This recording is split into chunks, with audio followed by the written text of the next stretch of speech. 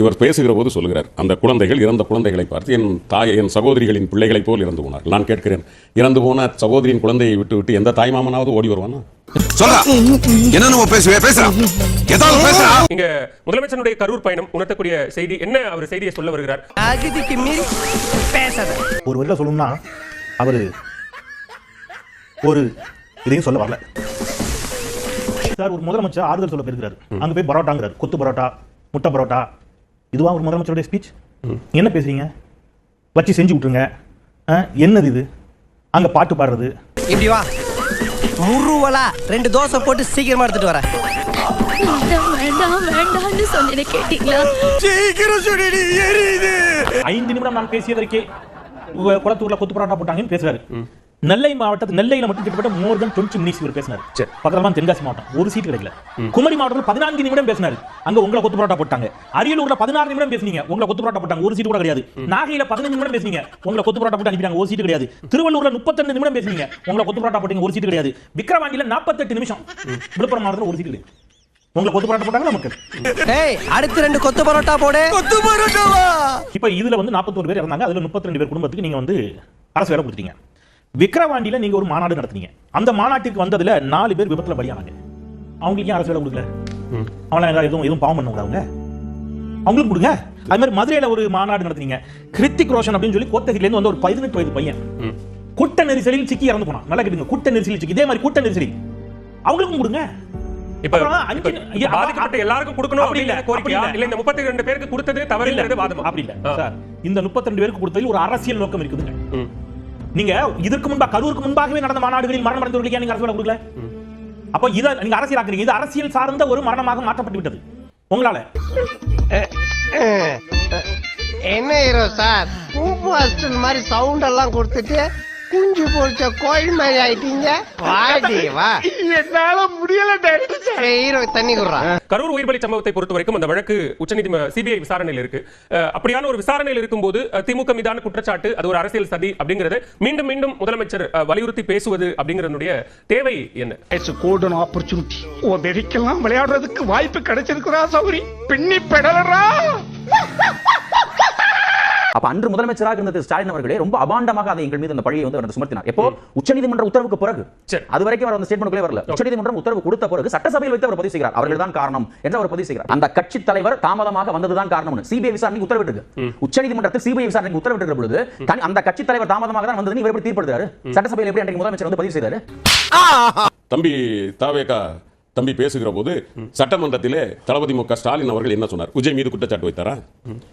எந்த தலைவனும் தன்னுடைய தொண்டன் சாவதை அனுமதிக்க மாட்டார் என்று சொன்னவர் தான் எங்கள் தலைவர். மாண்புமிகு முதலமைச்சர் தளபதி மு.க. ஸ்டாலின் எந்த இடத்திலே விஜய் மீது தனியாக குற்றம் சாட்டினார்? எங்கள் மீது பழி போட்டீர்கள். யார் மீதும் பழி போடவில்லை. நடந்தது எதுவோ அதை விசாரணை நடத்தட்டும் என்று தான் நாங்கள் சொல்லியிருந்தோமே தவிர எந்த இடத்திலும் நாங்கள் தனிப்பட்ட நபர் மீது எந்த குற்றச்சாட்டும் வைக்கவில்லை. எட்டி விட்டேன்னு வெச்சுக்க நெஞ்செலும்பு மொத்தமும் நொறுங்கிடும். மாண்புமிகு முதலமைச்சர் அவர்கள், அதே மாதிரி மாண்புமிகு அமைச்சர் ஆதவர்ஜன் அவர்கள் பகிரங்கமாக கடந்த திமுக மீது முதலமைச்சர் மீது முன்னாள் முதலமைச்சர் மீது பழியப்பட்டாங்க. ஆனா தாவேகா பொதுச் செயலாளர் புசி ஆனந்த் முன்ஜாமீன் கேட்டு மனு போட்டார். கோர்ட்டில் சொன்னது சகோதரர் சொன்ன மாதிரி நீதிமன்றத்தில் என்ன ஆவணம் தாக்கல் பண்ண தெரியுமா? கரூரில் நடைபெற்ற கூட்ட நெரிசல் எதிர்பாராத துரதிருஷ்டவசமான சம்பவம், திட்டமிட்டு நடந்தது அல்ல. கட்டுப்படுத்த முடியாத அளவுக்கு மக்கள் திரண்டதும் காவல்துறை அனுமதி வழங்கியதை விட அதிகமான மக்கள் வந்ததால் நிலைமை மோசமடைந்தது. பெண்கள் மற்றும் குழந்தைகள் பொதுக்கூட்டத்துக்கு வர வேண்டாம் என்று கட்சி தலைவர் மற்றும் நிர்வாகிகள் முன்கூட்டியே தொடர்ந்து அறிவுறுத்தி இருந்தனர். இதெல்லாம் தாண்டி வந்துட்டாங்க, எங்க மேல எந்த தப்பும் இல்லைங்கிறது அவங்களுடைய வாதம். இப்ப இதுக்கு என்ன நீங்க இவ்வளவு முரண்பாடா? உங்களுக்கு முன்ஜாமீன் கேட்டு என்ன முரண்பாடுனா, நீங்க திட்டமிட்டு காவல்துறை பழி போட்டுச்சுன்னு சொல்றீங்க, அங்க அப்படிலாம் கிடையாது, விபத்துங்கிறீங்க. இது முரண்பாடு இல்லையா சகோதரருக்கு? இது முரண்பாடு தெரியலையா? எனக்கு புரியல. நாட்டு மக்கள் பார்த்துக்கிட்டு விட்டுருங்க. போதும்டா ஐயா, இவ்வளவு புள்ளி விவரத்தோட கரெக்டா சொல்றீங்க. சந்தோஷமா வாழ்க்கை நடத்திக்கிட்டு இருக்கோம். அந்த வாழ்க்கையில மண்ணலி போட்டு நாசமாக்கிறாரா ஐயா? தயவு பண்ணி போயியா, உங்க காலத்தை கும்பிடுறேன்.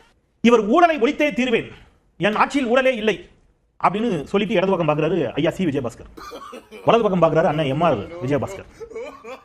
நான் எப்படி சிரிக்கிறேன்னு எனக்கு தெரியும். நீங்க திமுக மீது என்ன குற்றச்சாட்டு வச்சீங்க?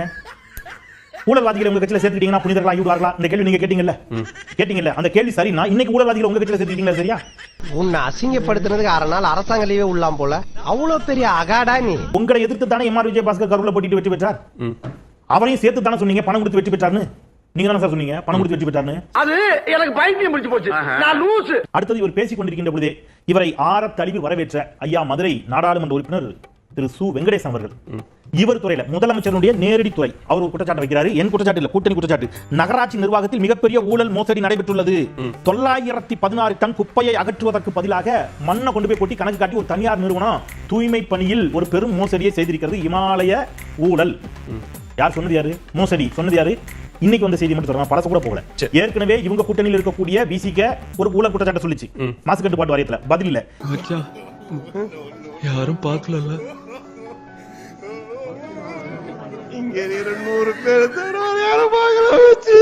மேட்டூர் அணையில இருந்து இன்னும் தண்ணி திறக்கல. கர்நாடக நீர்ப்பாசன அமைச்சர் வெளிப்படையா சொல்றாரு, எங்ககிட்ட தண்ணீர் திறந்து விட சொல்லி தமிழ்நாடு அரசு கேட்கவே இல்லைங்கிறாரு. இது எதற்கும் பதில் இல்ல.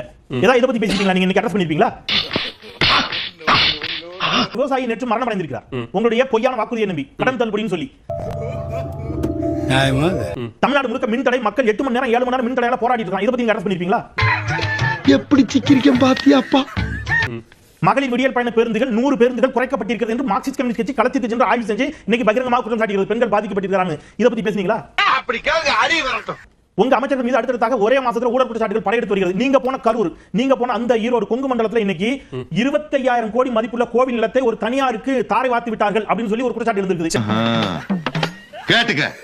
இவர் இன்னைக்கு யாரை கண்டிச்சார் தெரியுமா? இவர் கண்டிச்சாரு, ஒரு விஷயத்தை தெளிவா கன்வே பண்ணாரு.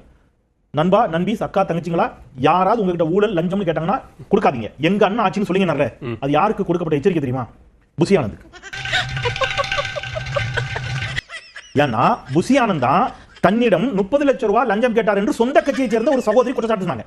அரசு வேலைக்கு எதுக்கு? அரசு வழக்கறிஞருக்கு ஞான சௌந்தரி என்ற தாவேக்காவை சேர்ந்த ஒரு சகோதரி அரசு வழக்கறிஞருக்கு 30 லட்சம் ரூபாய் வரைக்கும் கேட்கிறாரு புசி ஆனந்த் வெளிப்படையா சொன்னாங்க. நீதிமன்றத்துக்கு போயிட்டாங்க.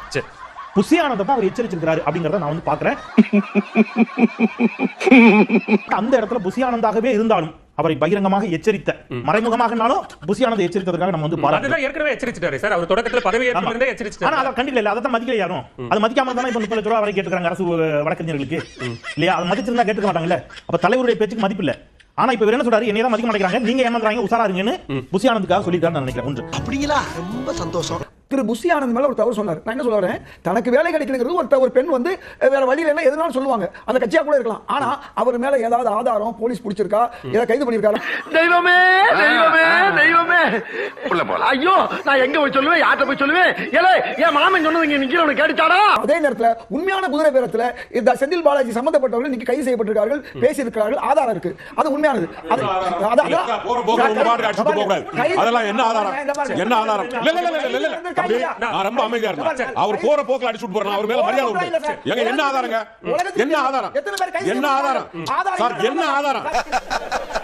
நக்கல்யா அவனுக்கு. இது வந்து காவல்துறையை வைத்து நடத்தப்பட்ட நாடகம். இது ஒரு அரசியல் சதி. இது வந்து திமுக தான் காரணம். ஆனா மாறா என் மீதே பழி சுமத்தி இதில் ஒரு அரசியல் ஆதாயம் தேட பார்க்கிறார்கள் அப்படிங்கிற ஒன்றை முதலமைச்சர் விஜய் முன்வைக்கிறார். எப்படி பார்க்க? அவர் போனதினுடைய நோக்கம் என்னவென்று அவருடைய பேச்சு சொல்கிறது. இடைத்தேர்தல் பிரச்சாரத்திற்காக அவர் போயிருக்கிறார். வில்லங்கத்தை விலை கொடுத்து வாங்கி டெக்கரேட் பண்ணி கூட்டி வந்திருக்காங்களே, எவ்வளவு இடைஞ்சல் பண்றாங்க. நான் கேட்கிறேன், இவர் பேசுகிற போது சொல்கிறார், அந்த குழந்தைகள், இறந்த குழந்தைகளை பார்த்து என் தாய், என் சகோதரிகளின் பிள்ளைகளைப் போல் இறந்து போனார்கள். நான் கேட்கிறேன், இறந்து போன சகோதரியின் குழந்தையை விட்டு எந்த தாய்மாமனாவது ஓடி வருவானா? தன் சகோதரியின் பிள்ளை அங்கே இறந்து கிடக்கிறது அல்லது தன் சகோதரி பாதிக்கப்பட்டிருக்கிறாள் என்று சொன்னால் எந்த சகோதரனாவது ஓடி வந்து சென்னைக்கு வந்து விட முடியுமா? ஒரு வார காலம் ஒரு ட்வீட் கூட போடாமல் உட்கார்ந்திருக்க முடியுமா? சோத்தனை அடி வாங்கியாச்சு, சேத்தனை அடி வாங்கி. இல்ல பெரம்பலூர்ல அந்த காவல்துறை ஏன் என்னை கரூர்ல அறிவுறுத்தலன்னு கேக்குறேன். குழப்பத்துல பிறந்தவனே. விஜய் அவர்களே, உங்களுக்கு ஞாபகம் இருக்கா? அறிவுன்னு ஒன்று இருந்தா, இல்லை ஞாபகத்தின் இருந்தால் நல்லா யோசிச்சு பாருங்க. நீங்க பெரம்பலூருக்கு எத்தனை மணிக்கு வந்தீங்க?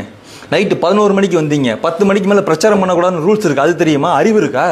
10 மணிக்கு மேல வந்துட்டு 11 மணிக்கு மேல வந்தவங்க போலீஸ் உங்களை வர வேணாம்னு சொல்ல சார், வரக்கூடாதுன்னு தடுத்து துரத்தி விட்டுருக்காங்க. அப்படியா? நீங்க ஒருவேளை சமயத்துக்கு வந்திருந்தீங்கன்னா கரூருக்கு முன்னாடி பெரம்பலூர்ல நீங்க பல பேர்த்த கொண்டிருப்பீங்க. விஜய் அவர்களே, ஒரு சின்ன ரெக்வஸ்டா சொல்லு. இங்க நடந்த சோதனைய தயவு செய்து நம்ம காலேஜ் பொண்ணுகிட்ட சொல்லிடாதீங்க சார். என் இமேஜ் ஸ்பாயில் ஆயிரும். நான் சொல்றேன், தம்பி விஜய் அவர்கள் பேசுகிற போது ஒரு கருத்து சொன்னார். பெரம்பலூரிலேயே இருக்கிற காவல்துறை அவரை வேண்டாம் என்று சொன்னது நான் விலகிவிட்டேன். அப்படியானால் காவல்துறைக்கு எந்த இன்டென்ஷனும் இல்லை. விஜய் அவர்களை வம்பில் மாட்டிவிட வேண்டும் என்பது காவல்துறைக்கு இல்லை. அப்படியானால் கரூர் காவல்துறைக்கு எங்கிருந்து வருகிறது? அதுவும் காவல்துறை தானே. காவல்துறை நினைத்திருந்தால் பெரம்பலூரில் மிக எளிதாக இவரை இரவு 10 மணிக்கு உள்ளே அனுப்பி அவர் நினைப்பதை போல, அவர் நடித்து காட்டுகிற நாடகத்தை போல காவல்துறை அதற்கு ஏன் பண்ணியிருந்தால் பெரம்பலூர் மிக ஈஸியான விஷயம் ஆயிட்டேன். இன்றைக்கு கடைசியாக அவர் என்ன சொல்லிவிட்டு வந்திருக்கிறார்? திராவிட முன்னேற்ற கழகம் ஏதோ இவர் மீது கோபத்திலும் இவரது பெயரை கெடுக்க வேண்டும் என்கிற ஒரு உத்வேகத்திலும் ஏதோ செய்து விட்டதை போல சொல்லி இருக்கிறாரே தவிர அவர் ஒரு முதலமைச்சர். ஏறத்தாழ அவர் மே மாதம் 10ஆம் தேதியிலிருந்து இன்றைக்கு வரைக்கும் 51 நாட்களுக்கு மேல் ஆகிவிட்டது. அவர் ஏன் 60 நாட்கள்? அவரிடம் இதற்கான தரவுகள் இருந்தால் அதை எடுத்து போட்டு பேச வேண்டியது தானே. நான் முதலமைச்சராக இருக்கிறேன், என் கையில் காவல்துறை இருக்கிறது, இப்படி காவல்துறையில் ஒரு சரி நடந்திருக்கிறது என்பதை அவர் எடுத்து போட்டு பேசியிருந்தால் நியாயம். ஏங்க அவர் சொல்றது நியாயம் தான். அதை எப்படி எடுத்து போட்டு பேச முடியும்? விசாரணை இருக்குல்ல, இதெல்லாம் அவங்க விசாரணை இருக்கும்போது அந்த விஷயத்தை பேச முடிந்த முதலமைச்சர். நல்ல கேள்வி, உங்களுடைய கேள்வி சரி. It is sub judice, right? சப்ஜுடிஸா இருக்கும்போது நம்மை போன்ற அல்லது பொதுவெளியில் இருக்கிறவர்கள் வார்த்தைகளை பேசலாம் கொள்ளலாம். ஒரு அரசவைக்கு தலைமை தாங்கக்கூடிய ஒரு முதலமைச்சர் பேசலாமா? பேசுவது நியாயம் இல்லை அல்லவா? அதை எப்படி விஜய் அவர்கள் செய்தார்? அங்கு எதற்காக பேசினார்? தம்பி அழுவாதடா, நீ அழுதா யாரும் நம்ப மாட்டாங்கடா, சிரிச்சிடுவாங்கடா. இன்னைக்கு நீங்க கர்நாடக முதலமைச்சர் டி.கே. சிவகுமாரோடு பேசுங்கள் அப்படின்னு நீங்க ஒரு நெருக்கடி கொடுக்குறீங்களே, அப்ப நீங்க அதற்காக செய்த விஷயங்கள் என்ன அப்படின்னு கேட்கலாம். முன்னாள் முதலமைச்சர் திரு மு க ஸ்டாலின் எடுத்த நடவடிக்கை என்ன மேகதாது விவகாரத்திலங்கிறது அவருடைய அதை எங்களுடைய எதிர்க்கட்சி தலைவர் சகோதரர் உதயநிதி முதலமைச்சர் விஜயை வைத்துக் கொண்டே தெளிவாக அதற்கான குரோனலாஜிக்கல் ஆர்டர்ல என்னென்ன செய்தோம், எப்படி செய்தோம் என்று சொல்லி ஒரு தீர்மானம் நிறைவேற்ற சொல்லி அதையும் தம்பி விஜய் ஏற்றுக்கொண்டுதான் தீர்மானம் நிறைவேற்றப்பட்டது. அப்படியானால் சட்டமன்றத்தில் ஏற்றுக்கொண்ட விஜய் மேகதாதுவில் சரியாகத்தான் போயிருக்கிறது என்பதை ஏற்றுக்கொண்ட விஜய் இன்றைக்கு புதிதாக கரூரில் குற்றம் சாட்டுவாரே ஆனால் மேகதாது அணையிலே என்ன நடந்திருக்கிறது, எதையெல்லாம் திமுக சாதித்திருக்கிறது என்பது அவருக்கு தெரியாமல் இல்லை. ஆனாலும் அதை தவறாக அவர் குற்றம் சாட்டுகிறார். அப்படியானால் அவருடைய நோக்கம் முழுவதும் நான் அதைத்தான் சொன்னேன், கரூர் மக்கள் மீதான அனுதாபத்தில் போகவில்லை, இடைத்தேர்தலுக்கான பிரச்சாரமாக தன்னை முன்னிறுத்திக் கொள்வதற்காக போயிருக்கிறார். எந்த விதத்திலும் அவர் இன்றைக்கு பேசியிருப்பது ஒரு தமிழ்நாட்டினுடைய ஒரு முதலமைச்சரின் பேச்சாக எனக்கு தெரியவில்லை. மாறாக ஒரு சுடுகாட்டில் சந்திரமதி புலம்பியதை போல இன்னைக்கு அவருடைய பேச்சு முழுவதும் புலம்பலாகத்தான் இருந்தது. இப்படியே பறந்து போய்க்கிருந்தா மானந்தான் உன் தன்மானந்தான் பார்க்க. டேவிட்சன் ஆசீர்வாதம் சொன்னதை பற்றி ஆய்வு செய்யணும். டேவிட்சன் ஆசீர்வாதம் விட்டுருங்க. திமுகவை பல நேரங்களில் கடுமையாக விமர்சித்து வரக்கூடிய, தாவேகாவை வெளிப்படையாக ஆதரித்து வரக்கூடிய, சுட்டிக்காட்ட வேண்டியதை சுட்டி காட்டுறாரு, விஜய் அவர்களை ஆதரித்து வரக்கூடிய மூத்த பத்திரிகையாளர் ஷபீர் பேசிய வீடியோ இருக்கு. அவர் களத்துக்கு நேரடியாக போய் ரிப்போர்ட் பண்ணிட்டு வந்தவர், களத்திலிருந்து பண்ண ரிப்போர்ட் அவர் சொல்றாரு. அங்க இருந்த இந்த நிர்வாகிகளிடம் டிஎஸ்பி போய் சொல்றாரு பஸ் உள்ள கொண்டு போவாங்கன்னு சொன்னாரு. சரி, ஆனா கேட்கல. ஆனா அவர் என்ன சொல்றாரு, ஷபீர் என்ன சொல்றாரு, டிஎஸ்பி லெவலுக்கு சொன்னா எப்படி கேட்பாரு விஜய்? ஒரு பிரின்சிபல் செக்ரட்டரி, சீஃப் செக்ரட்டரி அளவுக்கு கூட்டு சொல்லி அவரோட கேட்டு பாருன்னு ஒரு சொன்ன வீடியோ இருக்கு. நான் ப்ளே பண்ணி காட்டுறேன், எல்லாரும் பாத்துக்கீங்க. அப்ப நான் என்ன சொல்றேன்னா, அங்க நடந்தது உண்மை. நீங்க அந்த பஸ்ஸை உள்ள கொண்டு போகாதீங்க என்று சொன்னது உண்மை. அப்படியே 8:45 நாமக்கல்ல கூட்டம், கரூரை விடுங்க. தாமதம் முதலமைச்சர் சொன்னது தப்பு. அது நீதித்துறை 8:45 நாமக்கல் கூட்டம். நீங்க நாமக்கலுக்கு 8:45 போய் ரோடு வழியா வரும்போது கூட்டத்தால தாமதமா இருந்தா கூட அந்த தாமதத்துக்கு நீங்க பொறுப்பு கிடையாது. நாமக்கலில் 8:45 கூட்டம், நீங்க சென்னை ஏர்போர்ட் 8:45 இருந்தீங்க. இதுக்கு நீங்க பொறுப்பா இல்லையா? இன்னைக்கு அங்க அவர் பாதிக்கப்பட்ட மக்களுக்கு அரசு வேலை வழங்குவதற்கு ஆறுதல் சொல்வதற்கு போயிருக்கிறார். ரைட், அங்கேயே ஒன்னு பேசுறார், நண்பா நண்பீஸ் குட்டீஸ் தங்கச்சி அக்காங்க எல்லாரும், இது உங்க விஜய் அண்ணாவோட ஆட்சி, இதுல ஊழலுக்கு இடமே கிடையாது அப்படின்னு அவர் சொல்லிட்டு இருக்கும்போதே வாசல்ல மகனை பறி கொடுத்த ஒரு தாய் காசை வாங்கிட்டு என் புருஷனுக்கு வேலையை போட்டு கொடுத்தாங்க, என் புருஷன் என்னை விட்டுட்டு வேற ஒரு பொண்ணை கல்யாணம் பண்ணிட்டு அந்த பொண்ணுக்கு குழந்தை இருக்குது, என்னை விட்டுட்டு போயிட்டாரு, நான் தான் என் குழந்தைய வளர்த்தேன், என் குழந்தை இறந்து போச்சு, என் தங்கச்சி அந்த குழந்தைய தூக்கிட்டு போய் பார்க்க போயிருந்தாங்க, காசை வாங்கிட்டு வேற யாருக்கும் வேலை போட்டுட்டாங்களான்னு தெரியலன்னு அந்த அம்மா கண்ணீர் விட்டு கதறிக்கிறார். என்னடா கோரசா துப்புறியே? அவர் வைக்கிற குற்றச்சாட்டில் எந்த தரவுகளும் இல்லை. எந்த தரவுகளும் இல்லாமல் திராவிட முன்னேற்ற கழகத்தை எப்படி ஒன்றியத்தில் பாஜக அரசு நேருவின் மீது குற்றம் சாட்டி கொண்டு இன்றைக்கும் பிழைப்பு நடத்துகிறதோ அதை போல திமுகவை குற்றம் சாட்டி கொண்டே தன் அரசியல் பிழைப்பை நடத்தலாம் என்று தம்பி விஜய் நினைக்கிறார். இந்த வீடியோ உங்களுக்கு பிடிச்சிருந்தா கண்டிப்பா லைக் பண்ண மறக்காதீங்க. அப்படியே உங்க நண்பர்களுக்கும் ஷேர் பண்ணுங்க. நீங்க பண்ற ஒவ்வொரு லைக்கும் தான் இந்த வீடியோவை மற்ற நண்பர்களுக்கும் கொண்டு போய் சேர்க்கும். மறக்காம சப்ஸ்கிரைப் பண்ணுங்க. உங்க கருத்துக்களையும் கமெண்ட் பாக்ஸ்ல பதிவு பண்ணுங்க.